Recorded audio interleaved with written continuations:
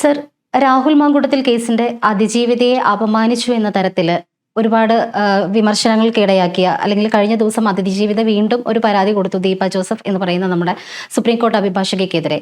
അതുമായിട്ട് സംബന്ധിച്ച് നമ്മളൊരു ചർച്ച ഇതിനകം തന്നെ ചെയ്തതാണ്.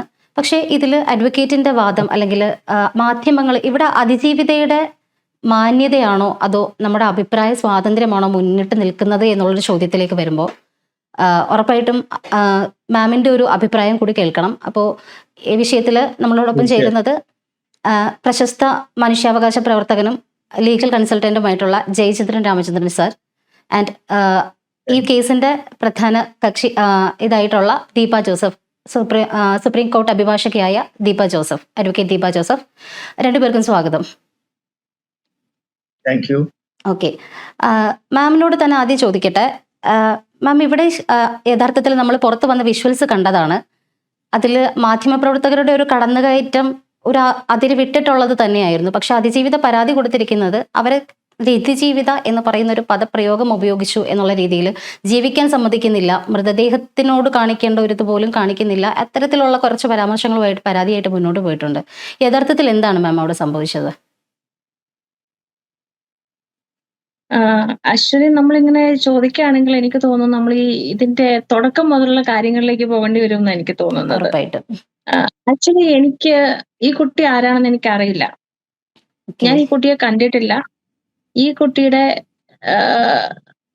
ഹസ്ബൻഡ് എന്നെ വിളിച്ച് പറഞ്ഞ കുറെ കാര്യങ്ങള്, അതുപോലെ തന്നെ ചുറ്റുപാടുകളിൽ നിന്ന് പലരും എന്നെ വിളിച്ചറിയിച്ച കാര്യങ്ങളുടെ വെളിച്ചത്തിലാണ് പച്ചയായ കുറെ സത്യങ്ങള്, സ്ത്രീകൾ നിയമം എങ്ങനെ മിസ്യൂസ് ചെയ്യുന്നു, അതല്ലെങ്കിൽ ഒരു പുരുഷനെ എങ്ങനെയാണ് സമൂഹത്തിൽ ബലിയാടാക്കുന്നത് എന്നതിന്റെ ഒരു നേർക്കാഴ്ചയാണ് ഞാൻ 2025 നവംബർ മാസം 27-ാം തീയതി രാവിലെ 7 മണിക്ക് ഒരു പോസ്റ്റ് ഇടുന്നത്. അതില് ആരുടെയും പേരുകളില്ല, ആരുടെയും ഐഡന്റിറ്റി വെളിപ്പെടുത്തത്തക്ക വിധത്തിലുള്ള ഒന്നും, ആരിലേക്കും എത്തത്തക്ക വിധത്തിലുള്ള ഒന്നും ഞാൻ ഇട്ടിട്ടില്ല. അത് ഈ ലോകം മുഴുവൻ കണ്ട ഒരു ഫേസ്ബുക്ക് പോസ്റ്റ് ആണ് താൻ. അപ്പൊ എന്റെ ഉദ്ദേശം എന്താണെന്ന് വെച്ചാല്, നമ്മള് ഒരു രാഷ്ട്രീയ പാർട്ടിയുടെ ഭാഗമാകട്ടെ, ഒരു സംഘടനയുടെ ഭാഗമാകട്ടെ, അല്ലെങ്കിൽ ഒരു സൊസൈറ്റിയുടെയോ എന്തിന്റെ തന്നെ ഭാഗമായാലും നമുക്കൊരാളെ നശിപ്പിക്കാൻ ഈ ഒരൊറ്റ സംഭവം മതി, ഒരു വ്യാജ കേസ്. അത് പ്രത്യേകിച്ച് അത് പീഡനമാകുമ്പോൾ, അത് റേപ്പൊക്കെ ആവുമ്പോൾ നമ്മുടെ ഇന്ത്യയിലെ ഒരു പശ്ചാത്തലം എന്ന് വെച്ചാൽ ആദ്യം അറസ്റ്റ് ദെൻ ഇൻവെസ്റ്റിഗേഷൻ എന്നുള്ളതാണ്. അപ്പോ മറ്റ് രാജ്യങ്ങളിലൊക്കെയാണ് ഫസ്റ്റ് ഇൻവെസ്റ്റിഗേഷൻ ദെൻ അറസ്റ്റ്. അപ്പൊ ഈ അറസ്റ്റ് ചെയ്യപ്പെടുന്ന പുരുഷന് അത് വ്യാജ പരാതി ആയാലും ശരിയായുള്ള പരാതി ആയാലും ഈ അറസ്റ്റ് ചെയ്യപ്പെടുന്ന പുരുഷൻ തന്റെ സത്യാവസ്ഥ തെളിയിക്കുക എന്നുള്ളത് ഒരു വലിയ കടമ്പ തന്നെയാണ്. അപ്പോൾ ഈ ഒരു ഇങ്ങനെ വ്യാജ പരാതികൾ വരുന്നത് കൊണ്ട് സത്യത്തിൽ അതിജീവിതമാരാകുന്ന, അല്ലെങ്കിൽ ന്യായവും നീതിയും ഒക്കെ നിഷേധിക്കപ്പെടുന്ന, പീഡനത്തിനോ അല്ലെങ്കിൽ ഇതുപോലെയുള്ള മാനസിക പ്രശ്നങ്ങൾക്കോ ഒക്കെ ഈ ഇരയാക്കപ്പെടുന്ന പെൺകുട്ടികൾക്ക് നീതി നിഷേധിക്കപ്പെടുന്നു എന്നൊരു വലിയ സത്യമാണ് ഞാൻ ആ പോസ്റ്റിലൂടെ പറയാൻ ഉദ്ദേശിച്ചത്. പക്ഷേ ഇതൊരു വൈരാഗ്യത്തിലേക്കോ അല്ലെങ്കിൽ ഇതൊരു ഒരു രാഷ്ട്രീയ പകപോക്കലിന്റെയോ ഭാഗമായിട്ടാണ് എന്റെ പേര് അതിലേക്ക് വലിച്ചെഴുത്തത്. അപ്പോ എന്നെ വിശേഷിപ്പിക്കാൻ ധാരാളം കാര്യങ്ങളുള്ള സ്ഥിതിക്ക് അതൊന്നും പറയാതെ രാഹുൽ മാങ്കൂട്ടം കേസിൽ അതിജീവിതയെ അവഹേളിച്ച കേസിലെ പ്രതിയല്ലേ എന്ന് ചോദിക്കുമ്പോൾ തീർച്ചയായിട്ടും ഞാൻ അവരോട് ചോദിക്കുന്നുണ്ട്, അതൊക്കെ അവിടെ നിൽക്കട്ടെ, അതിജീവിത രതിജീവിതമൊക്കെ അവിടെ നിൽക്കട്ടെ, എന്നെ എങ്ങനെയാണ് നിങ്ങൾ ഈ കേസിലേക്ക് കൊണ്ടുവന്നത്? അതായിരുന്നു എന്റെ ക്വസ്റ്റ്യൻ. പക്ഷേ എനിക്ക് സത്യം പറഞ്ഞാൽ ഈ കുട്ടിയോട് ഏത് കുട്ടിയാണെങ്കിലും, ഈ രാഹുൽ മാങ്കൂട്ടത്തിന്റെ കേസിൽ ഒരു 3 പെൺകുട്ടികൾ വന്നിട്ടുണ്ട്. എനിക്ക് അവരോട് വളരെ സഹതാപവും സങ്കടവും ഒക്കെ ഉണ്ട്. കാരണം ഒരുപക്ഷെ ഈ പെൺകുട്ടികൾ ഒന്നും അറിഞ്ഞിട്ടുണ്ടാവില്ല, ഇവരെ ഈ മാധ്യമങ്ങളും രാഷ്ട്രീയ ഗൂഢാലോചനയുടെ ഭാഗമായിട്ടുള്ള ആളുകളും എടുത്ത് ഉപയോഗിക്കുകയാണ്. ആ കുട്ടി ഇതൊന്നും അറിയുന്നുണ്ടാവില്ല. ആ കുട്ടിയുടെ പേര് പറഞ്ഞിട്ടില്ല. ഞാൻ ചോദിച്ചു, എന്നെ നിങ്ങൾ ഇതിലേക്ക് വീണ്ടും ഇതല്ലാതെ എന്തിനാണ് എന്റെ പേര് ഇതിലേക്ക് വലിച്ചഴക്കുന്നതെന്ന് പറയുമ്പോൾ പോലും ഈ കൊച്ചുമായിട്ട് കണക്ട് ചെയ്ത് ആ കുട്ടിയെ വീണ്ടും വീണ്ടും സമൂഹത്തിൽ മോശമാക്കുന്ന ഒരു കാഴ്ചയാണ് ഞാൻ കാണുന്നത്. എനിക്കിപ്പോഴും അതിനെതിരെ പ്രതികരിക്കാൻ തന്നെയാണ് തോന്നുന്നത്. പാവം ഒരു പെൺകുട്ടി. അവള് എന്ത് ചെയ്തു, എന്ത് ചെയ്തില്ല എന്നുള്ളത് സമൂഹവും കോടതിയുടെ മുമ്പിലുള്ള കേസിന് അവര് വിലയിരുത്തട്ടെ. പക്ഷേ എന്നും എന്നും എന്നും ഞാനോ അല്ലെങ്കിൽ മറ്റ് സമൂഹത്തിലെ ആളുകളോ അല്ല, ഇവര് തന്നെയാണ് ആ കുട്ടിയെ ബലിയാടാക്കിക്കൊണ്ടിരിക്കുന്നത്. എനിക്ക് ഉറപ്പായിട്ടും. തോന്നുന്നു സാറിനും ആ അഭിപ്രായം തന്നെ ആയിരിക്കും എന്നാണ് ഞാൻ വിശ്വസിക്കുന്നത്. സർ പറയൂ സർ. സർ നമസ്കാരം. നമസ്കാരം സർ. എനിക്കിവിടെ ഒന്ന് രണ്ട് ചെറിയ വിയോജിപ്പുകളുണ്ട്. ഒന്ന്, അഡ്വക്കേറ്റ് ദീപ ജോസഫ് അവരുടെ ഒരു മാന്യതയിൽ കുട്ടികൾ കുട്ടികൾ എന്ന് പറയുന്നു. ഇവരാരും കുട്ടികളല്ല, മാരീഡ് ആയിട്ടുള്ള മെച്യൂർ ലേഡീസ് ആണ്.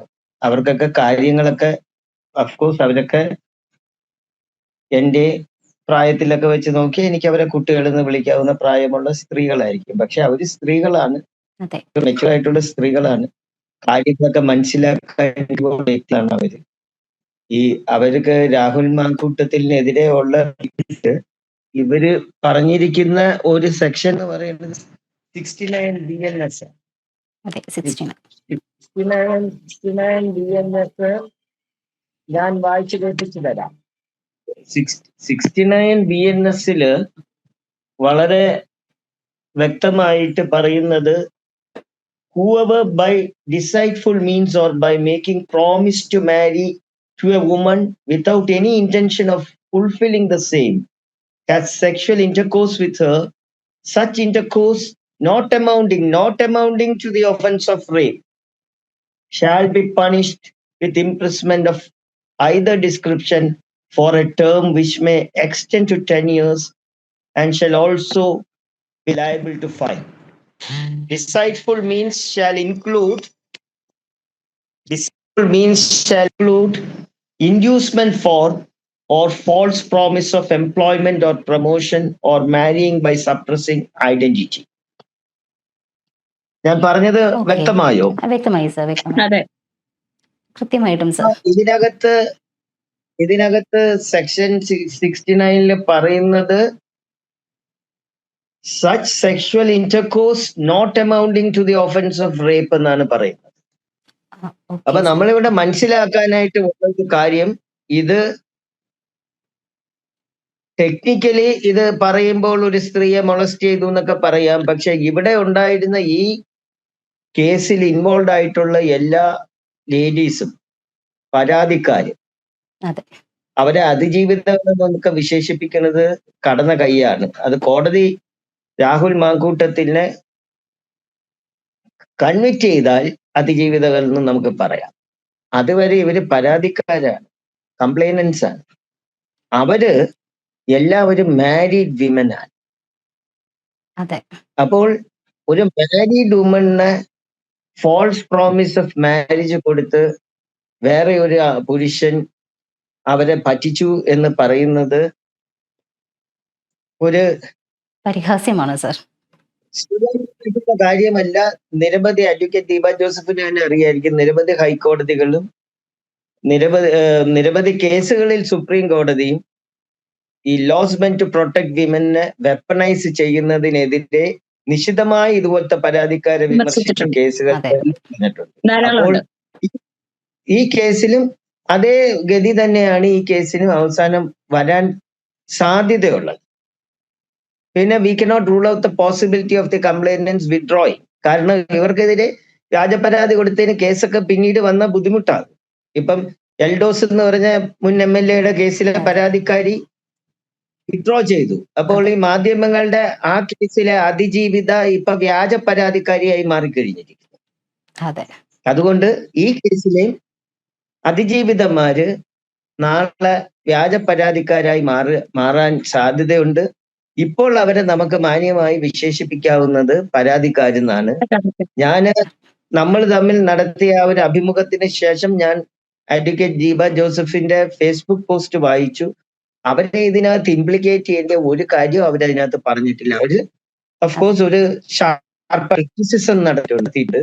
പക്ഷേ അവര് പറഞ്ഞത് അതിലെനിക്കൊരു ക്ലാരിഫിക്കേഷൻ ഇപ്പൊ തന്നെ തരാനുള്ളത്, സരിൻ വളരെ മോശമായിട്ട് ഒരു പോസ്റ്റ് സരിന്റെ ഫേസ്ബുക്കിൽ ഇട്ടിരുന്നത് കൊണ്ട് ഞാനൊരു ദിവസം സരിനെ വിളിച്ചു.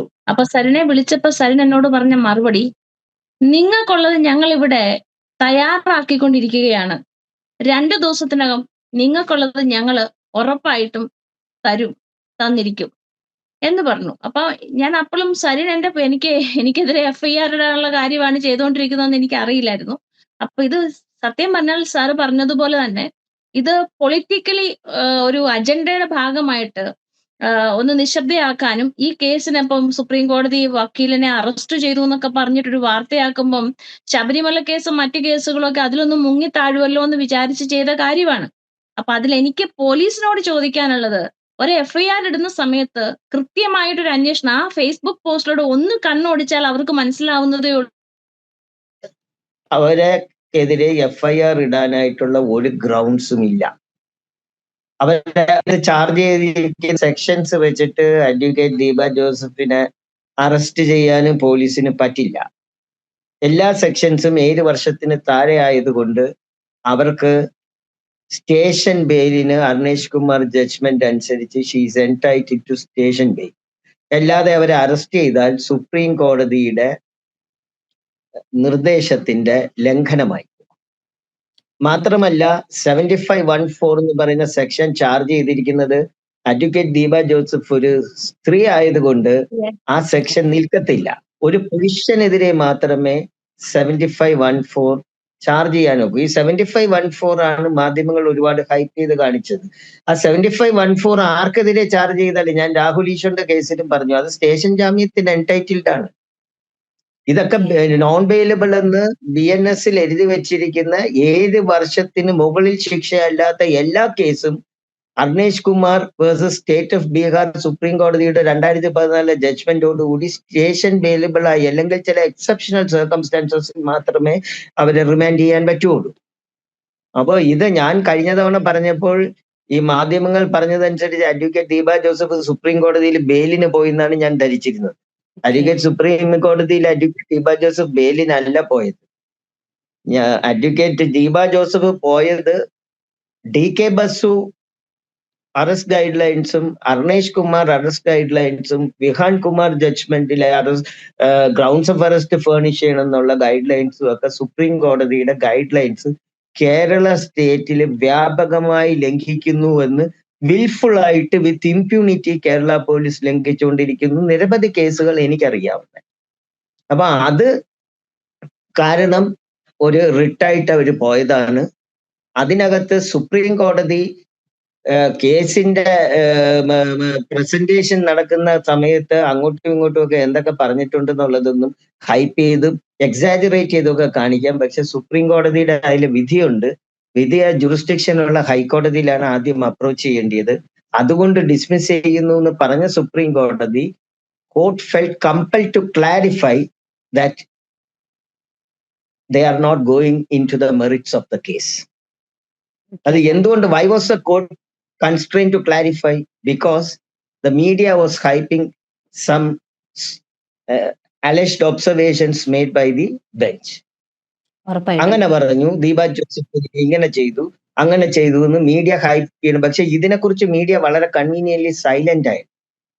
സുപ്രീം കോടതി ആ ജഡ്ജ്മെന്റിൽ വളരെ വ്യക്തമായിട്ട് പറയുന്നു, V are clarifying that we are not going into the merits of the case. ഇത് ഹൈക്കോടതിയെ ഒരു കാര്യം കൂടെ അതിനകത്ത് ആഡ് ചെയ്യാനുണ്ട്.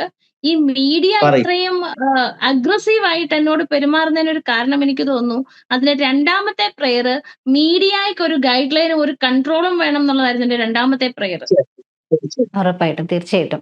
ഇപ്പോൾ മീഡിയാസ് കൂടുതലും പുറത്തുവിട്ട് നമ്മൾ കണ്ടത് ദീപ ജോസഫിന്റെ ഈ ഹർജി തള്ളി, അല്ലെങ്കിൽ ഈ ഒരു ആവശ്യം തള്ളി, അല്ല അതിജീവിതയ്ക്കെതിരെയുള്ള അത്തരത്തിൽ ഒരുപാട് മീഡിയ ഹൈപ്പ് ചെയ്തത് സാറ് പറഞ്ഞതുപോലെ ഇത്തരം കാര്യങ്ങൾ മാത്രമായിരുന്നു. അല്ലാണ്ട് എന്തിനാണ് കേസ് കൊടുത്തത്, എന്താണ് സുപ്രീം കോടതി ജഡ്ജ്മെന്റിൽ എഴുതിയിരിക്കുന്നത് എന്നുള്ളത് ഒരു മീഡിയയിലും വന്നിട്ടില്ല. അത് മാമായിട്ട് തന്നെ ക്ലാരിഫൈ ചെയ്യേണ്ട ഒരു കാര്യമാണ്. മനഃപൂർവ്വം മുക്കി, അതെ, ആ ഒരു സെന്റൻസ് മുക്കി. കേസ് തള്ളി എന്നുള്ളൊരു അപ്പൊ സെന്റൻസ് മാത്രം ഹൈപ്പ് ചെയ്തു. അല്ല, ഇത് നമ്മൾ സ്റ്റാർട്ട് ചെയ്യുന്ന സമയത്ത് ഇത് നമ്മൾ റിട്ട് ഫയൽ ചെയ്ത സമയത്ത് പല മീഡിയയും, എനിക്കൊന്ന് മാതൃഭൂമി അടക്കമുള്ള പല മീഡിയയും പറഞ്ഞിരിക്കുന്നു ദീപ ജോസഫ് കോൺസ്റ്റിറ്റ്യൂഷണൽ മാറ്ററുമായിട്ട് ബന്ധപ്പെട്ടിട്ടാണ് സുപ്രീം കോടതിയെ സമീപിച്ചിട്ടുള്ളതെന്നാണ് മനസ്സിലാകുന്നത്. അപ്പൊ എല്ലാ മീഡിയയും എന്നോട് ചോദിച്ചു എന്തെങ്കിലും പറയാനുണ്ട്. ഞാൻ പറഞ്ഞു എനിക്കൊന്നും പറയാനില്ല, കാരണം കോടതിയുടെ മുമ്പിൽ ഇരിക്കുന്ന ഒരു മാറ്ററിനെ തുറന്ന് നേരത്തെ ഈ മീഡിയയ്ക്ക് വിചാരണയ്ക്ക് ഇട്ട് കൊടുക്കാൻ ഞാൻ താല്പര്യപ്പെട്ടിട്ടില്ല. അതുപോലെ എന്റെ ലോയർ അഡ്വക്കേറ്റ് വിൽസ് മാത്യൂസ്, അദ്ദേഹവും ഞങ്ങൾ രണ്ടുപേരും കൂടി അടുത്ത കൂട്ടായ ഒരു തീരുമാനമായിരുന്നു ഇത് കോടതിയിൽ വന്നിട്ട് മാത്രം അതിന് ശേഷം മാത്രം നമ്മൾ പറഞ്ഞാൽ മതി. പക്ഷേ അതിനു മുമ്പ് തന്നെ മീഡിയ വിധിയും നടത്തി വിചാരണയും നടത്തി എന്നെ തൂക്കിക്കൊല്ലുകയും ചെയ്തു എന്നുള്ളൊരു സത്യമാണ് നമുക്കത് കാണാൻ കഴിഞ്ഞത് അതിൽ. ഉറപ്പായിട്ടും മാം. എന്തായാലും ഇവിടെ അതിജീവിത എന്ന് പറയുന്നൊരു വേർഡ് യൂസ് ചെയ്യാൻ പാടില്ല എന്ന് സാറ് പറയുന്നു. അത് നിയമപ്രകാരം അത് തെറ്റാണ്, പരാതിക്കാരി എന്ന് മാത്രം പറയണം എന്ന് പറയുന്നു. പക്ഷെ അതിജീവിത എന്ന് പറഞ്ഞുകൊണ്ട് അല്ലെങ്കിൽ അതിജീവിതയെ അപമാനിച്ചു എന്ന് പറയുന്ന ഒരു കേസ് തന്നെ അപ്പോ പിന്നെ നിലനിൽക്കുമോ ഇപ്പോ? അതിജീവിതയെ അപമാനിച്ചു എന്ന് പറയുന്ന കേസ് അല്ലെങ്കിൽ പോലും നിലനിൽക്കില്ല. അവർ അതിജീവിത ആയിരുന്നുവെങ്കിൽ പോലും ദീപ ജോസഫിന്റെ ഫേസ്ബുക്ക് പോസ്റ്റിനകത്ത് ഒരു പരാമർശവും അപമാനിക്കുന്ന രീതിയിലില്ല. ഈ ഒരു വ്യക്തിയുടെ വിവാഹം കഴിച്ച ഒരു വ്യക്തി ഒരു അന്യപുരുഷനുമായി ശാരീരികമായി ബന്ധപ്പെട്ടതിന്റെ ധാർമ്മികത അവർ ചോദ്യം ചെയ്തിട്ടുണ്ട്. അതെ, അതിപ്പോ അതിജീവിത തന്നെ പറഞ്ഞിരിക്കണം, അല്ലെങ്കിൽ പരാതിക്കാരി തന്നെ പറഞ്ഞിരിക്കുന്നത് ഞാൻ ബന്ധപ്പെട്ടു. അതെ, ഞാൻ വേറെ ഒരു പുരുഷന്റെ ഭാര്യയായിരിക്കുമ്പോൾ ഞാൻ ഈ വ്യക്തിയെ ബന്ധപ്പെട്ടിരിക്കുന്നു എന്ന് അവരെഴുതിയിരിക്കുന്നതിന്റെ ധാർമ്മികത ചോദ്യം ചെയ്തു അഡ്വക്കേറ്റ് ദീപ ജോസഫ്. അതിന്റെ ധാർമ്മികത അതിലുപരി എനിക്ക് പറയാൻ ആഗ്രഹിക്കുന്നത് ഇവരുടെ ഭർത്താവ് തന്നെ വന്ന് പറഞ്ഞ കാര്യങ്ങളാണെന്ന്. അത് വളരെ നമ്മളെയൊക്കെ വേദനിപ്പിക്കുന്ന, ഒരു പുരുഷ സമൂഹത്തിൽ വളരെ ഞെട്ടലായിട്ടുള്ള ഒരു കാര്യമായിരുന്നു ആ ദിവസങ്ങളിൽ ഞാൻ കേട്ടത്. ഞാനൊന്ന് പറഞ്ഞോട്ടെ, ഞാൻ നിർത്തിയ സ്ഥലത്തു നിന്ന് പറയട്ടെ. അഡ്വക്കേറ്റ് ദീപ ജോസഫ് ഞാൻ പറഞ്ഞതുപോലെ ഒരു വിവാഹിതയായിരിക്കുന്ന ഒരു സ്ത്രീ പരപുരുഷനുമായി ബന്ധപ്പെട്ടതിന്റെ ധാർമ്മികതയാണ് ചോദ്യം ചെയ്തത്. അത് ഞാൻ ഇപ്പൊ പരസ്യമായിട്ട് ചോദ്യം ചെയ്യാണ്. അവര് വേണമെന്നുണ്ടെങ്കിൽ എനിക്കെതിരെ കേസ് ഫയൽ ചെയ്തോട്ടെ. ഞാൻ പരസ്യമായിട്ട് ഞാനും അത് നമ്മളുടെ സമൂഹത്തിൽ അത് അൺഅക്സെപ്റ്റബിൾ ആണ്. ഉറപ്പായിട്ടും നമ്മുടെ സമൂഹത്തിന്റെ നീതിബോധത്തിനും മോറൽ സ്റ്റാൻഡേർഡ്സിനും ഒരാളുടെ ഭാര്യയായിരിക്കുമ്പോൾ വേറെ ഒരാളുമായി ബന്ധപ്പെടുന്നതും അത് നമ്മുടെ സമൂഹത്തിൽ ഒരു ചോദ്യം ചെയ്യപ്പെടുന്ന കാര്യമാണ്. It is unacceptable. അതേതുപോലെ തന്നെ രാഹുൽ മാങ്കൂട്ടത്തിൽ ചെയ്തതും അൺഅക്സെപ്റ്റബിൾ ആണ്. നിയമപരമായി തെറ്റൊന്നുമില്ലെങ്കിലും ധാർമ്മികമായി അൺഅക്സെപ്റ്റബിൾ ആണ്. അത് ഞാൻ പരസ്യമായിട്ട് പറയുകയാണ്. അവരെ അപമാനിച്ചു എന്ന് പറഞ്ഞ് കേസ് കൊടുക്കുന്നെങ്കിൽ കേസ് കൊടുത്തോട്ടെ, പ്രശ്നമൊന്നുമില്ല. അവർ അതിജീവിത അല്ലാതെ ഞാൻ പറയുന്നു, അവർ പരാതിക്കാരിയാണ്. അതിജീവിതയാണെന്ന് കോടതി അവർക്ക് അനുകൂലമായി ഒരു തീരുമാനമെടുത്താൽ അവർ അതിജീവിതയാകും. അല്ലാന്നുണ്ടെങ്കിൽ അവർ വെറും പരാതിക്കാരിയാണ്. രാഹുൽ മാങ്കൂട്ടത്തിൽ കുറ്റക്കാരനാണോ അല്ലയോ എന്ന് കോടതി തീരുമാനിക്കുന്നത് വരെ രാഹുൽ മാങ്കൂട്ടത്തിൽ അക്യൂസ്ഡ് എന്ന് മാത്രമേ നമുക്ക് പറയാനൊക്കുള്ളൂ. കുറ്റവാളി എന്ന് പോലും പറയാൻ പറ്റില്ല. തീർച്ചയായിട്ടും ഇവിടെ മാം പറഞ്ഞു. ഓക്കെ, ഇവിടെ മാം ആദ്യം പറഞ്ഞൊരു കാര്യം എടുത്തു പറയുകയാണ്. ഇവിടെ പീഡനം എന്ന് പറയുന്ന വാക്കിന് ഒരുപാട് നമ്മൾ മിസ്യൂസ് ചെയ്യുന്നുണ്ട് ഈ ഒരു സമയത്ത്. ഒരുപാട് കൊച്ചു കുട്ടികൾ വരെ പീഡിപ്പിക്കപ്പെടുന്ന ഈ സമയത്ത് സ്വന്തം താല്പര്യപ്രകാരം അല്ലെങ്കിൽ സ്വന്തം സമ്മതപ്രകാരം ലൈംഗിക ബന്ധത്തിൽ ഏർപ്പെട്ടതിന് ശേഷം അതിനെ പീഡനമാക്കി മാറ്റുന്നത്, ഇതൊക്കെ ഓരോ വാഗ്ദാനങ്ങളുടെ പുറത്താണല്ലോ മാം നടക്കുന്നത്. അല്ലെങ്കിൽ വിവാഹം കഴിക്കാമെന്ന് പറയുന്ന വാഗ്ദാനം, അല്ലെങ്കിൽ സിനിമ നായികയാക്കാമെന്ന് പറയുന്ന വാഗ്ദാനം, ജോലി കൊടുക്കാമെന്ന് പറയുന്ന വാഗ്ദാനം, അങ്ങനെ നടത്തി പറ്റിച്ചു എന്നുള്ളൊരു ടേം അതെങ്ങനെയാണ് നിലനിൽക്കുന്നതെന്ന് എനിക്ക് മനസ്സിലാവുന്നില്ല. ബിക്കോസ് ഒരു വാഗ്ദാനം അത് മീൻസ് വിവാഹം കഴിക്കുകയാണെങ്കിൽ അല്ലെങ്കിൽ ആ പറഞ്ഞ ജോലി കൊടുക്കുകയാണെങ്കിൽ അല്ലെങ്കിൽ നായികയാക്കുകയാണെങ്കിൽ അത് പീഡനമാകില്ല. അത് വാഗ്ദാന ലംഘനം നടത്തുമ്പോൾ മാത്രം അതിനെ പീഡനം എന്ന് വിളിക്കുന്നു. അത് പീഡനമാണോ അത് വിശ്വാസവഞ്ചനയാണോ? അത് വിശ്വാസവഞ്ചനയാണ്. സത്യം പറഞ്ഞാൽ ആ സെക്ഷൻ സ്ട്രൈക്ക് ഡൗൺ ചെയ്യേണ്ടതാണ്. കാരണം ആ സെക്ഷൻ നമ്മൾ കുറച്ചുകൂടെ ഒന്ന് വിലയിരുത്തുകയാണെങ്കിൽ ഒരു സ്ത്രീക്ക് അവരുടെ ശരീരം കാര്യങ്ങൾ സാധിക്കാൻ വേണ്ടി ഉപയോഗിക്കാൻ കൊടുക്കുന്ന ഒരു ലൈസൻസ് ആയിട്ടാണ് ഞാൻ അതിനെ കാണുന്നത്. ഒരു സ്ത്രീക്ക് ഞാനിപ്പോ വലിയ ഒരു ഹൈ മോറൽ ഗ്രൗണ്ട് ഒന്നും എടുക്കുകയല്ല, പക്ഷെ ആ സെക്ഷൻ വെച്ചിട്ട് ഒരു പുരുഷനെ പീനലൈസ് ചെയ്യുകയാണെങ്കിൽ വാഗ്ദാനം തന്നിരുന്നുവെങ്കിൽ ഇപ്പോൾ ഐശ്വര്യ ചോദിച്ചതുപോലെ വാഗ്ദാനം നടത്തി കൊടുത്താൽ ഓക്കെ, സിനിമയിൽ റോള് കൊടുത്തു, എല്ലാത്തിലും വേറെ എന്തെങ്കിലും സാധിച്ചു കൊടുത്തു എങ്കിൽ then it's okay, it's not rape. അല്ലാന്നുണ്ടെങ്കിൽ അത് എന്നെ വഞ്ചിച്ചതിന് 10 വർഷം ഞാൻ ജയിലിൽ പോകണം എന്ന് പറയുന്നത് അത് ശരിക്കും പറഞ്ഞാൽ ആ സെക്ഷൻ എടുത്ത് കളയേണ്ടതാണ്. അതെ, കാരണം ഉറപ്പായിട്ടും. അങ്ങനത്തെ ബന്ധങ്ങളിൽ ഏർപ്പെടുന്ന സ്ത്രീകൾക്ക് സംരക്ഷണത്തിന്റെ ആവശ്യം പാടില്ല. സ്ത്രീകൾ പലപ്പോഴും ഈ സ്ത്രീകളെ സംരക്ഷിക്കാനായിട്ടുള്ള നിയമങ്ങൾ ദുരുപയോഗപ്പെടുത്തുന്നുണ്ട്. പോക്സോ കേസ് പോലും ദുരുപയോഗപ്പെടുത്തുന്നു. അത് കോടതികൾ അതിനെക്കുറിച്ച് വളരെയധികം അവെയറുമാണ്. അതുകൊണ്ടാണ് ഇത്തരം കേസുകൾ വരുമ്പോൾ കോടതികൾ അത് തള്ളിക്കളയുകയും കുറ്റവിമുക്തനാക്കുകയും ചെയ്യുന്നത്. ഒരു കേസ് ഞാൻ ഓർക്കുന്നില്ല ഏത് സ്റ്റേറ്റിലാണെന്ന്, ഗുജറാത്തിലോ യുപിയിലോ എവിടെയാണ് ഒരു സ്റ്റേറ്റില് ഇതുപോലെ ഒരു പെൺകുട്ടി ഒരാളെ ജയിലിൽ എത്ര നാള് കിടത്തി, അത്രയും ദിവസം ആ പെൺകുട്ടിയെ കോടതി ജയിലിൽ കിടത്തി. ഞാൻ ആ ഓർക്കുന്നു. കേസ് നമുക്ക് ഇതുപോലൊരു അങ്ങനെ ഒരു വകുപ്പുണ്ടോ? കേസ് അല്ലെങ്കിൽ ഒരു നിയമ സാധുതയുണ്ടോ? ഇപ്പൊ കള്ളക്കേസ് കൊടുത്തു, ഇപ്പൊ സാറ് പറഞ്ഞ പോലെ അല്ലെങ്കിൽ ഐശ്വര്യ അതിന് വകുപ്പൊക്കെ ഉണ്ട്. പക്ഷേ ഇപ്പൊ സാറ് പറഞ്ഞതിനോട് തന്നെ കണക്ട് ചെയ്ത് ഇങ്ങനെ പറയൂ മാം. കണക്ട് ചെയ്ത ഒരു കാര്യം പറയാൻ ഉദ്ദേശിക്കുന്നത്, സാറ് പറഞ്ഞ അല്ലെങ്കിൽ ഐശ്വര്യ ചൂണ്ടിക്കാട്ടിയ ഈ സംഭവം ഇതെല്ലാവർക്കും ആപ്ലിക്കബിൾ അല്ല. പണവും പ്രശസ്തിയും ബുദ്ധിയും കുറച്ച് സൗന്ദര്യവും മാത്രമുള്ള പുരുഷന്മാരെ ചുറ്റിപ്പറ്റി ഉണ്ടാകുന്ന സംഭവം ഇത്. നിങ്ങൾ അതെ, ശ്രദ്ധിച്ചു നോക്കിക്കേ. തീർച്ചയായിട്ടും. അല്ലാതെ ഇച്ചിരി ഈ പറയുന്ന രാഹുൽ മാങ്കൂട്ടം MLA ആയതിനു ശേഷമാണ് ഇങ്ങനെയുള്ള കേസുകളൊക്കെ നമ്മൾ കേൾക്കുന്നത്. അതെ, അല്ലെങ്കിൽ എൽദോസ് കുന്നപ്പള്ളി ആവട്ടെ, അല്ലെങ്കിൽ അതിനു മുമ്പുണ്ടായിരുന്ന ഇതൊക്കെ പണവും പ്രശസ്തിയുമുള്ള പുരുഷന്മാരെ മാത്രം തേടിപ്പിടിച്ച് വരുന്നൊരു വള്ളിക്കെട്ടാണെന്ന് വേണേൽ പറയാം നമുക്കിതിനെ. ഇത് അതിജീവിതയെ അപമാനിക്കൽ എന്നുള്ള രീതിയിലേക്ക് പോവുകയല്ല. പക്ഷെ പേഴ്സണലി എനിക്കും തോന്നിയിട്ടുള്ളത് ഇക്കൂട്ടത്തിൽ ആരാണ് ഈ പീഡനം എന്ന വാക്ക് യൂസ് ചെയ്യാനായിട്ട് അർഹരായിട്ടുള്ളതെന്ന് മനസ്സിലാവുന്നില്ല. ഈ 3 പരാതിക്കാരും സ്വമേധയാ സ്വന്തം ഇഷ്ടപ്രകാരം വാഗ്ദാനങ്ങളിൽ വീണവരാണ്. അവർ വിശ്വാസവഞ്ചനയ്ക്ക് ഇരയായി എന്ന് പറഞ്ഞിട്ടൊരു കേസാണെങ്കിൽ ചിലപ്പോൾ നമുക്ക് സപ്പോർട്ട് ചെയ്യാൻ സാധിച്ചേനെ. അല്ലാണ്ട് പീഡനം എന്ന് പറയുമ്പോൾ നമ്മുടെ സ്റ്റേറ്റിൽ എത്ര കുഞ്ഞുങ്ങളാണ് ഒന്നും മനസ്സിലാവാത്ത പ്രായത്തിൽ. പക്ഷെ ഇവരൊക്കെ സാറ് പറഞ്ഞതുപോലെ മെച്ചുവേർഡ് ആയിട്ടുള്ള ലേഡീസ് ആണ്. അവർക്കറിയാം അവരുടെ നീഡ്സ് എന്താണ് എന്നുള്ളത്. ഇതിൽ അവരുടെ ഒന്നും അറിയാത്ത കുഞ്ഞു വാവകളൊന്നും അല്ല ഇവരാരും. അപ്പോൾ അത്തരത്തിൽ വരുമ്പോൾ ഈ തീർച്ചയായും. കേസിന്റെ ഒരു രീതി തന്നെ മാറ്റിയിട്ട് ഉറപ്പായിട്ടും കോടതി ഇടപെട്ടുകൊണ്ട് ഈ ഒരു വകുപ്പ് തന്നെ എടുത്ത് കളയേണ്ടതാണെന്ന് എനിക്ക് തോന്നുന്നു. പിന്നെ സാറ് പറഞ്ഞതുപോലെ വ്യാജ പരാതി ഈ കേസിൽ അതിജീവിതയായ ഒരു പക്ഷെ ഞാനായിരിക്കും എന്നാ തോന്നുന്നത്. കാരണം ഏതു നേരവും പീഡിപ്പിക്കപ്പെടുന്ന, മീഡിയ ആയാലും പീഡിപ്പിക്കപ്പെടുന്ന, ഈ ഇടതുപക്ഷ സർക്കാരിന്റെ വിവിധ ആളുകളാൽ പീഡിപ്പിക്കപ്പെടുന്ന ഒരു അതിജീവിതയാണ് ഞാനെന്ന് വേണേ പറയാം. തീർച്ചയായിട്ടും മാം. ഇപ്രാവശ്യം മാമിന് നേരെ ഉണ്ടായിരിക്കുന്ന ഒരു ആക്രമണം അല്ലെങ്കിൽ മീഡിയാസിന് ഒരിക്കലും സാർ അതൊരു എൻ്റെ ഒരു സംശയം കൂടിയാണ്.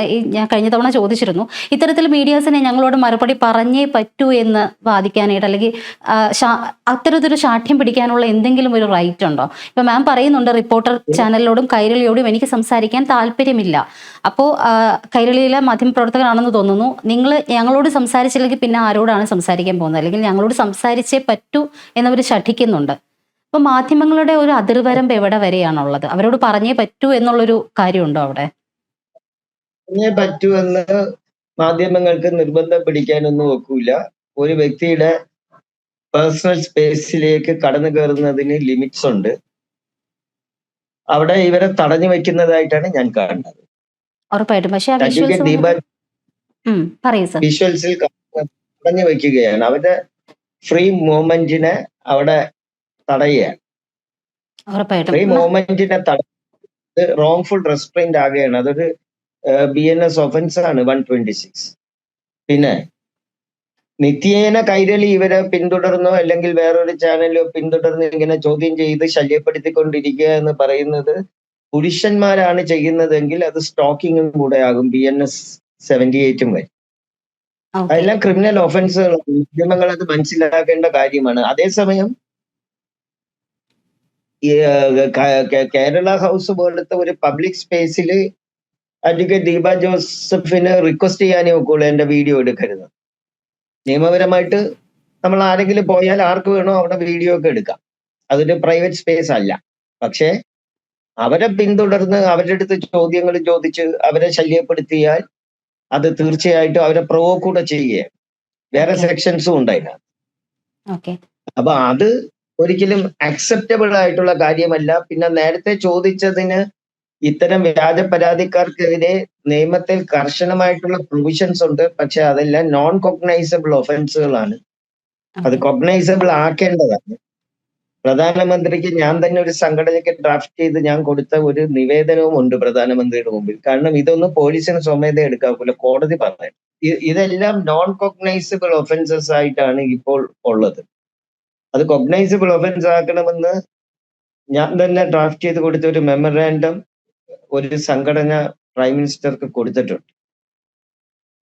ഓക്കെ ഇപ്പോൾ പോലീസിന് കേസ് എടുക്കാൻ ഒക്കില്ല. കോടതികൾ ചില കേസുകളിൽ അങ്ങനെ പ്രൊസീഡ് ചെയ്യാനായിട്ട് താല്പര്യവും കാണിക്കുന്നില്ല. എനിക്കറിയാവുന്ന കേരളത്തിലെ ഒരു assistant commissioner police, retired assistant commissioner പോലീസിനെതിരെ ഇതുപോലെ ഒരു കേസ് വന്നിട്ട് ആ കോടതി ഉത്തരവിൽ ഹി ഹാസ് ബീൻ വിക്ടിമൈസ്ഡ് എന്നുള്ള വാക്ക് പറഞ്ഞിട്ടുണ്ട്. ഓക്കെ പരാതിക്കാരിയുടെ പരാതി തള്ളിയിട്ട് കോടതി വളരെ വ്യക്തമായിട്ട് ആ ജഡ്ജ്മെന്റിൽ the accuse has been victimised എന്ന് പറഞ്ഞിട്ടുണ്ട്.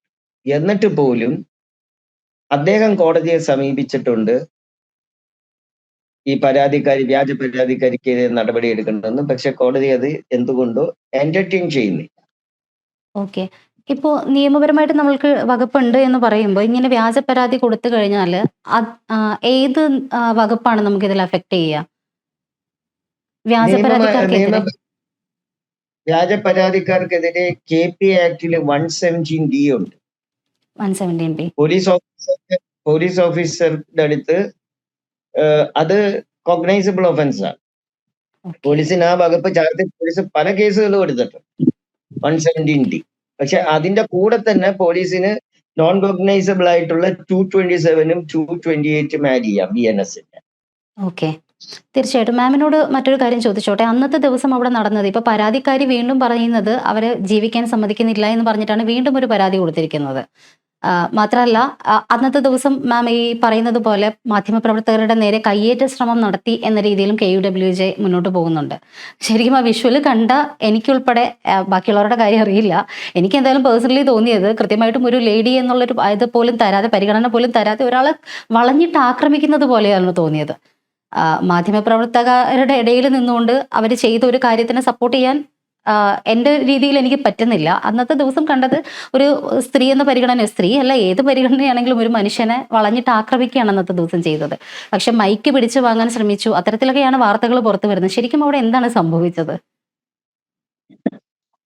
മൈക്ക് പിടിച്ചു വാങ്ങാനല്ല, എന്റെ മുന്നിലേക്ക് കൊണ്ടുവന്ന ഈ മൈക്കുകളെല്ലാം കണ്ടപ്പോ ഈ ചെന്നായ്ക്കളെല്ലാം കൂടെ അറ്റാക്ക് ചെയ്യുന്ന ഒരു ഫീലിംഗ് ആയിരുന്നു എനിക്ക്. ആരോട് എന്താ പറയണ്ടേന്ന്. കാരണം ഈ കുട്ടി എന്നെ again and again she was trying to defame അല്ലെങ്കിൽ അത് ഹരാസ് ചെയ്യുന്ന ഒരു ഇതായിരുന്നു. അപ്പൊ ഞാൻ ഈ കുട്ടിയോട് ചോദിക്കുന്നു, കൊച്ചെ നീ എന്താ പറയണേ? അപ്പൊ ഇതിനെല്ലാം ഈ കൈരളിയിലെ ആ കുട്ടി പറയുന്ന സമയത്തെല്ലാം ഇപ്പുറത്ത് നിന്ന് റിപ്പോർട്ടറിലെ ആ പയ്യൻ എന്നെ വല്ലാതെ ടോർച്ചർ ചെയ്യാണ്. ടോർച്ചർ എന്നല്ല, ഇല്ല അത് കൊടുക്കണം എന്ന് സംസാരിച്ചില്ലെന്നാ, നിങ്ങൾക്ക് എന്താ ഞങ്ങളോട് സംസാരിച്ചാൽ നിങ്ങൾ വേറെ ആരോട് സംസാരിക്കണം, നിങ്ങൾ അങ്ങനെ. എനിക്കറിയില്ല എന്താ ഞാൻ പറയണ്ടേന്ന്. പക്ഷെ എനിക്ക് കാരണം ഈ രാഹുൽ മാങ്കൂട്ടം കേസിൽ തുടക്കം മുതലേ, കാരണം കുറച്ച് എന്താ ഞാൻ ഇപ്പൊ എന്തേലും പറഞ്ഞാൽ അത് വേറായി പോകുന്നൊരു പേടിയാ. ആ ഒരു ഏച്ചവ അല്ലേ, ഒരു അഡൽട്സ് ഉള്ളി വന്നാൽ മാത്രമേ പ്രേക്ഷകരെ കിട്ടൂ എന്ന് വിചാരിക്കുന്ന 2-3 ചാനലുകളാണ് ഇവരൊക്കെ. അല്ല തീർച്ചയായിട്ടും ഈ പറയുന്ന പ്രസ്തുത ചാനൽ ഇരകളെ തിരക്കി നടന്നൊരു കഥ കൂടി ഉണ്ടായിരുന്നു. കൃത്യമായിട്ടും പറഞ്ഞ ശ്രീനാദേവി കുഞ്ഞമ്മയെ അങ്ങോട്ട് വിളിച്ച് ചോദിക്കുന്നു, നിങ്ങൾക്ക് അതിജീവിതയാകാവോ, ഞങ്ങൾ നിങ്ങളെ ഏറ്റെടുത്തോളാം എന്ന് പറയുന്ന ചരിത്രം വരെ നമ്മൾ, പക്ഷെ അതെല്ലാം മൂടപ്പെട്ടു, അതെല്ലാം മുന്നോട്ട് വന്നില്ല. അപ്പൊ ഇതിനകത്ത് ഇവരെന്തേലും പറയുന്നതിനകത്ത് ഒരു സ്ത്രീയെയോ പുരുഷനെയോ അല്ലെങ്കിൽ ഒരു കാര്യമോ കാരണമോ സഹിതം ഇവര് എക്സ്പ്ലെയിൻ ചെയ്യുന്നതിന്റെ അകത്തും അപ്പുറത്തും ഇപ്പുറത്തും എല്ലാം ഒരു ഏച്ചവയുണ്ടാവും ഇവർക്ക്. അതില്ലാതെ ഇവർക്ക് ചാനലില്ല, അതില്ലാതെ ഇവർക്ക് പ്രേക്ഷകരില്ല, അതില്ലാതെ ഇവർക്ക് സമ്പാദ്യവും ഇല്ല. അപ്പൊ ഇങ്ങനെയൊക്കെ ഉള്ള ഒരു സാഹചര്യത്തില് ഞാൻ ശരിയാണ്, ആ ചാനലില് എല്ലാം ഒരുപോലെ ഇരുന്നു മൈക്കുകള്. അപ്പൊ ഇത് ആരുടെ ചാനലാണ് ഇത് എന്ന് നോക്കാൻ ഞാൻ മൈക്ക് നോക്കിയിട്ട് ഞാൻ മൈക്ക് മാറ്റിക്കളഞ്ഞു. അത് കൈരളിയുടെ റിപ്പോർട്ടറിന്റെ ചാനലിന്റെ മൈക്ക് ഞാൻ തട്ടിക്കളയുക. ആരുടെ മേത്ത് ഞാൻ തൊടുവോ അല്ലെങ്കിൽ ആരെയും ഞാൻ ഉപദ്രവിക്കുകയോ ഒന്നും ചെയ്തിട്ടില്ല. കാരണം എനിക്ക് അത്രയ്ക്കൊക്കെ വിവരമുണ്ട്. ആ മൈക്ക് ഞാൻ തട്ടി മാറ്റി. എന്റെ മുഖത്തേക്ക് കൊണ്ടുവന്ന മൈക്ക് ഞാൻ മാറ്റി കളഞ്ഞു എന്നുള്ളത് സത്യമാണ്. അല്ലാതെ അതെന്നെ മനഃപൂർവ്വം നിങ്ങൾക്ക് വിഷ്വൽസിൽ കാണാം. ആ സ്ത്രീ അല്ല എന്റെ അതെ അതെ മുന്നിലേക്ക് എപ്പോഴും മൈക്കുമായിട്ട് വരുന്നു. ഒപ്പം റിപ്പോർട്ടറിന് ഒരു മൈക്കും നീണ്ടു വരുന്നുണ്ടായിരുന്നു. അപ്പൊ ഉറപ്പായിട്ടും അത് ഇവിടെ ഞാന് കൈകൊണ്ട് ഞാനിങ്ങനെ വളരെ സൗമ്യ മനസ്സോടെ തന്നെ കൈകൊണ്ട് തട്ടിക്കളയുന്ന കാഴ്ച നിങ്ങൾക്ക് കാണാം. അല്ലാതെ പിന്നെയാണ് ഞാൻ കാണുന്നത് ഈ ഒരു സംഘടന അവരെ ഉപദ്രവിച്ചു. അതിന്റെ എല്ലാം പിന്നിൽ ഈ മെസ്സേജുകളെല്ലാം പോകുന്ന ഒരു അഡ്വക്കേറ്റ് സുഭാഷ് ചന്ദ്രന്റെ ഓ സുഭാഷ് ചന്ദ്രനാണ് ആ ഗ്രൂപ്പുകളിൽ ഒരു മീഡിയ ഗ്രൂപ്പില് ഈ മെസ്സേജുകളെല്ലാം സ്പ്രെഡ് ഔട്ട് ചെയ്തതും എല്ലാം അദ്ദേഹമാണ്. അപ്പൊ അതുപോലെ നമ്മൾ ഇന്നലെ കണ്ടു അദ്ദേഹം ഫേസ്ബുക്കിൽ എഴുതിയിരിക്കുന്നു ED വന്നതുപോലെ കേറി തിരിച്ചു പോവരുത്, പോകരുത്. സഖാക്കളെ നമുക്ക് പിണറായി വിജയന് പുതിയ വീട് പണിത് കൊടുക്കാമെന്നൊക്കെ ഒരു അഭിഭാഷകൻ ഇരുന്ന് പബ്ലിക്കായിട്ട് ഒരു വലിയ കലാപാഹ്വാനം. ഒരു കലാപത്തിനുള്ള കാഹളധ്വനി മുഴക്കുന്നതും അദ്ദേഹത്തെ 1-2 ചാനലൊക്കെ സ്പോട്ട് ചെയ്തതും ഒക്കെ ഞാൻ കണ്ടു. അപ്പോ അതെ ഇത് മനഃപൂർവ്വം എന്നെ, കാരണം ഇത് ഇന്നും ഇന്നലെ തുടങ്ങിയതല്ല. 2018 മുതൽ ഞാൻ ഈ ഒരു പീഡനം അനുഭവിക്കുന്ന ഒരാളാണ്. വളരെ സത്യം പറഞ്ഞാൽ ഇവിടെയൊക്കെ ചാനലുകളൊക്കെ ഇയാൾ ഉപയോഗിക്കുന്നതായിട്ടാണ് ഞാൻ മനസ്സിലാക്കുന്നത്. തീർച്ചയായിട്ടും. പേപ്പറുകളിലൊക്കെ മനോഹരമായിട്ടാണ് എന്നെക്കുറിച്ച് ഇതുണ്ടാക്കണേ. ഇനി എല്ലാവർക്കും അറിയാനുള്ളൊരു കാര്യം ഞാൻ തുറന്നു പറയട്ടെ. നിമിഷപ്രിയ കേസില് ഞാൻ അതിനൊരു ആക്ഷൻ കൗൺസിലിന്റെ വൈസ് ചെയർ ആയിരുന്നു. ഇദ്ദേഹം വെറും ഒരു മെമ്പർ മാത്രമായിരുന്നു അതില്. അപ്പൊ എന്നോടാണ് കമ്മിറ്റി ആവശ്യപ്പെടുന്നത് കോടതിയെ സമീപിക്കാൻ. പക്ഷെ പിറ്റേ ദിവസം ഞാൻ ഡ്രാഫ്റ്റും ഒക്കെ ആയിട്ട് അദ്ദേഹം കോടതിയിൽ പോയി. ഞാൻ ആ കോടതിയിൽ എല്ലാ ഹിയറിങ്ങിനും ഞാൻ ഉണ്ടായിരുന്നു. ഇദ്ദേഹത്തെ ഒരു പ്രാവശ്യം കോടതി ഗെറ്റ് ഔട്ട് അടിക്കുന്ന സമയത്തും ഞാനുണ്ട്. ഇയാൾ അപ്പോളജി പറഞ്ഞ കോടതി നിൽക്കുന്ന സമയത്തൊക്കെ ഞാൻ. പക്ഷെ ഒരിക്കലും എന്റെ പേര് അപ്പിയറൻസിൽ മാർക്ക് ആയിട്ടില്ല എന്നുള്ളത് വേറൊരു സത്യം. പക്ഷെ നമ്മൾ പേരിന് വേണ്ടിയിട്ടല്ല പോയെന്നുള്ളതാണ് വേറൊരു സത്യം. അത് കഴിഞ്ഞിട്ട് ഉറപ്പായിട്ടും. ഫണ്ടിന്റെ കാര്യത്തില് എനിക്കൊരു ട്രസ്റ്റ് ഉണ്ട്. ആ ട്രസ്റ്റിൽ ഒരു 70,000 റുപ്പീസ് നമ്മൾ കളക്ട് ചെയ്ത് സേവ് നിമിഷപ്രിയയുടെ അക്കൗണ്ടിലേക്ക് നമ്മൾ ഇട്ട് കൊടുത്തിട്ടുണ്ട്. അതും പോരാഞ്ഞിട്ട് കമ്മ്യൂണിസ്റ്റ് പാർട്ടിയുടെ തലപ്പത്തിരിക്കുന്ന 3 പേരാണ് അല്ലെങ്കിൽ ഈ പാർട്ടിയുമായിട്ട് ബന്ധപ്പെട്ട 3 പേരാണ് ഈ അക്കൗണ്ടിന്റെ സൈനിങ് അതോറിറ്റീസ്. ഒന്ന്, നമ്മളെല്ലാരും അറിയും കൈരളി ചാനലിന്റെ ഡയറക്ടറാണെന്ന് തോന്നുന്നു അദ്ദേഹം, മൂസ മാസ്റ്റർ. 2, നമ്മുടെ നെന്മാറ MLA ആയിരുന്ന ബാബു. 3, കോഴിക്കോട് ഒരു പത്ര വിതരണമൊക്കെ നടത്തുന്ന ഒരു കുഞ്ഞഹമ്മദ്. ഇവര് 3 പേരാണ് എന്റെ സൈനിങ് അതോറിറ്റി. എന്നിട്ട് ഇവര് പ്രചരിപ്പിക്കുന്ന എന്താന്ന് ചോദിച്ചാൽ അഡ്വക്കേറ്റ് സുഭാഷ് അടക്കമുള്ളവർ പ്രചരിപ്പിക്കുന്നത് ഞാൻ പൈസ വെട്ടിമാറ്റി എന്റെ അക്കൗണ്ടിലേക്ക് ഇട്ടു എന്നൊക്കെയാണ്. അപ്പൊ ആരെ വേണേലും എന്റെ അക്കൗണ്ട് പരിശോധിക്കാൻ പറഞ്ഞു വിടാവുന്നതാണ്. അതിൽ 1 രൂപയെങ്കിലും ഈ പറയുന്ന നിമിഷപ്രിയ ഫണ്ടിൽ നിന്നാണ് അതിലേക്ക് ശേഖരിക്കപ്പെട്ട പൈസ എന്റെ അക്കൗണ്ടിലുണ്ടെങ്കിൽ ആർക്ക് വേണമെങ്കിലും അത് എടുത്തോണ്ട് പോകാവുന്നതാണ്. എന്റെ പലിശ കൂട്ടി കേട്ടോ, ചുമ്മാ എടുക്കണ്ട, പലിശയും കൂടെ കൂട്ടി ഞാൻ കൊടുക്കുന്നതായിരിക്കും. അപ്പൊ ഈ ഉറപ്പായിട്ടും. അപവാദങ്ങൾ പറഞ്ഞു പ്രചരിപ്പിക്കുന്നതിൽ അഡ്വക്കേറ്റ് സുഭാഷ് ആയിരുന്നു ഏറ്റവും മുന്നിൽ നിന്നത്. ഇപ്പോഴും അത് തന്നെ അദ്ദേഹം ചെയ്യുന്നുണ്ട്. എനിക്കതുകൊണ്ട് സന്തോഷമുള്ളൂ. കാരണം കുറച്ചുകൂടെയൊക്കെ ആളുകളിലേക്ക് എത്താനായിട്ട്, എന്റെ റീച്ച് കൂട്ടാനായിട്ട് അദ്ദേഹം എന്നെ വളരെയധികം സഹായിച്ചിട്ടുണ്ട്. ഉറപ്പായിട്ടും. ഇപ്പൊ ഇവിടെ സംഭവിച്ചിരിക്കുന്ന ഒരു വിഷയത്തിൽ തന്നെ ഇതിന് മറ്റൊരു വശം നോക്കുകയാണെങ്കിൽ കഴിഞ്ഞ ദിവസങ്ങളിൽ ഒരു വർഷക്കാലമായെന്ന് തോന്നുന്നു, മോഹൻലാൽ എന്ന് പറയുന്ന പ്രമുഖ നടന്റെ നേരെ ഇതുപോലെ തന്നെ മൈക്ക് നീട്ടി അദ്ദേഹത്തിന്റെ കണ്ണിൽ കൊണ്ടു കഴിഞ്ഞപ്പോൾ അദ്ദേഹം തിരിച്ച് സ്നേഹത്തോടു കൂടി ഇതുപോലെ പറയുന്നതും അതിനുശേഷം മോഹൻലാലിന് കിട്ടിയ ഒരു സപ്പോർട്ടും ഒക്കെ ഉണ്ടായിരുന്നു. പക്ഷെ മോഹൻലാലിന് നേരെ മൈക്ക് നീട്ടി അത് കണ്ണിൽ കൊണ്ടപ്പോൾ സപ്പോർട്ട് ചെയ്ത അതേ ആളുകൾ തന്നെയാണ് ഒരു വനിതയ്ക്ക്, ഒരു ലേഡിക്ക് നേരെ വളഞ്ഞിട്ട് മൈക്ക് കുത്തി മുഖത്തേക്ക് കൊണ്ടു ചെല്ലുന്നത്. പക്ഷെ അവരത് തള്ളി മാറ്റിയപ്പോൾ മാത്രം ഇത് വലിയൊരു ഇഷ്യൂ ആയി.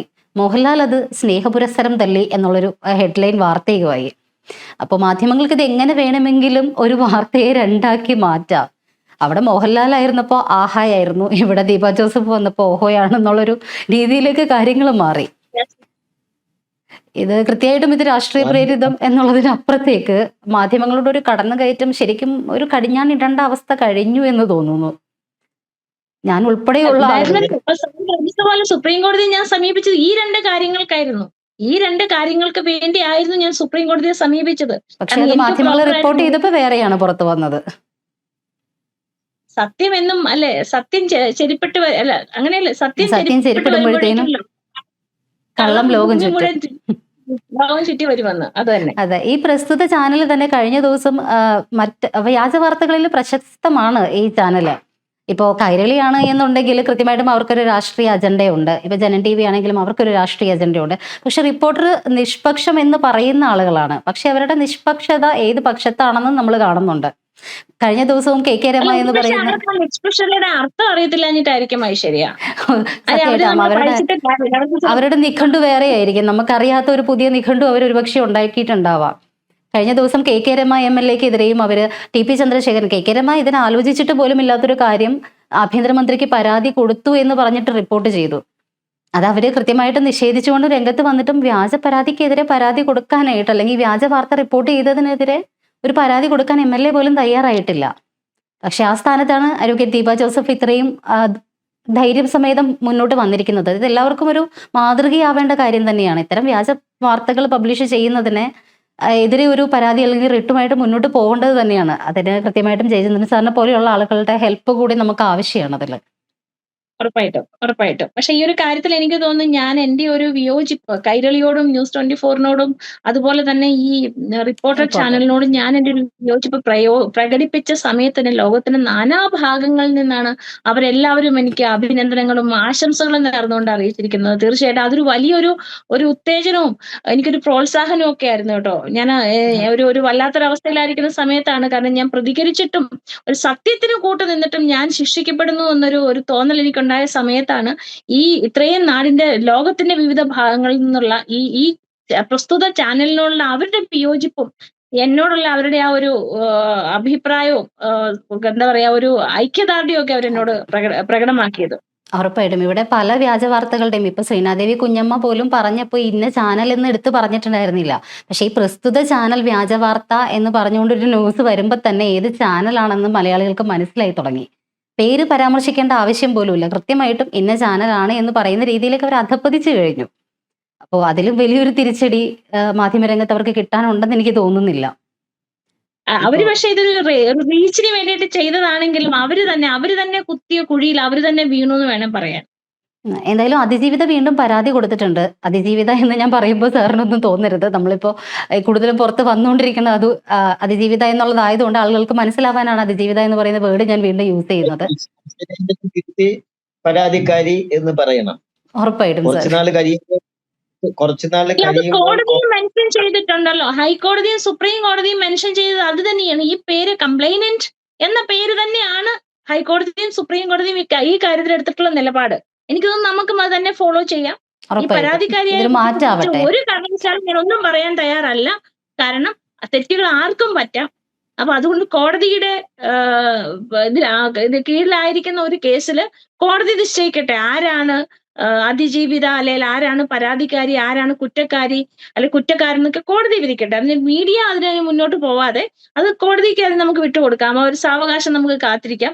പക്ഷെ ഇനിയും ഇതിന്റെ പേരിൽ ഞാൻ പീഡനം അനുഭവിക്കാൻ തയ്യാറല്ല എന്ന് തന്നെയാണ് എനിക്ക് പറയാനുള്ളത്. മാം ഇതിനൊരു നിയമ നടപടിയായിട്ട് മുന്നോട്ട് വന്നിട്ടുണ്ടോ ഇപ്പോ വീണ്ടും? തീർച്ചയായിട്ടും അത് എനിക്ക് തോന്നുന്നു. എനിക്കിപ്പം അത് സാറിനറിയാം, ഇപ്പൊ പറയാതിരിക്കുന്നതായിരിക്കും സാറല്ലേ നല്ലത്. നിയമ നടപടിയുമായിട്ട് നമ്മൾ പോകുന്നത് എങ്ങനെ ഏത് വിധത്തിൽ എന്നുള്ളതിനെ കുറിച്ച് നമുക്ക് എനിക്ക് തോന്നുന്നു അടുത്ത ഒരു ചർച്ച നമുക്ക് സംഘടിപ്പിക്കാവുന്നതാണ്. ഉറപ്പായിട്ടും ഇതൊരു പോരാട്ടം തന്നെ ആവട്ടെ. നമ്മൾ ഇവിടെ നിന്നൊരു തുടക്കം കുറിക്കുകയാണ്. അതിജീവിത എന്ന പദം നമ്മൾ മാറ്റിവെക്കുന്നു. പരാതിക്കാരി എന്ന വീടിലേക്ക് നമ്മൾ ഈ ചാനൽ വഴി ഇതിന്റെ ഒരു തുടക്കം കുറിക്കുക കൂടിയാണ്. Thank you sir. Thank you ma'am. കൂടുതൽ വിശദം നന്ദി ഐശ്വര്യ. ഇങ്ങനെ ഒരു ചാനൽ ചർച്ചയ്ക്ക് ഞങ്ങളെ ക്ഷണിച്ചതിനും ഞങ്ങളുടെ അഭിപ്രായം, കാരണം എനിക്ക് തോന്നുന്നു എന്നെ ഇത്ര തുറന്ന് എന്നോട് ചോദിച്ചതും എന്റെ ഒരു അഭിപ്രായവും എന്റെ സങ്കടവും എന്റെ വിഷമവും അതുപോലെ തന്നെ ഞാൻ പോയ വഴികളും ഒക്കെ ഒരു തിരിച്ചറിഞ്ഞ് എന്നോട് ഇത്ര ഓപ്പൺ ആയിട്ട് ഒരു ചർച്ച നടത്തുന്ന ആദ്യമായിട്ടാണ്. അപ്പൊ എന്തായാലും ഐശ്വര്യക്ക് എന്റെ നന്ദിയും എന്റെ ഹൃദയം നിറഞ്ഞ സ്നേഹവും ഞാൻ തരുന്നു. ഉറപ്പായിട്ടും മാം. എന്റെ അതേ അഭിപ്രായത്തിൽ തന്നെ ഏറ്റവും കൂടുതൽ ഐക്യദാർഢ്യം പ്രഖ്യാപിക്കുക കൂടിയാണ് ഇവിടെ ഞങ്ങൾ. ഉറപ്പായിട്ടും മാമിനൊപ്പം ഉണ്ടാകും. അതിജീവിതയ്ക്കൊപ്പമാണ് ഞങ്ങൾ. യഥാർത്ഥ അതിജീവിതയ്ക്കൊപ്പം, വ്യാജ അതിജീവിതയ്ക്കൊപ്പം അല്ല. Thank you ma'am. Okay sir, ഒത്തിരി നന്ദി സാർ.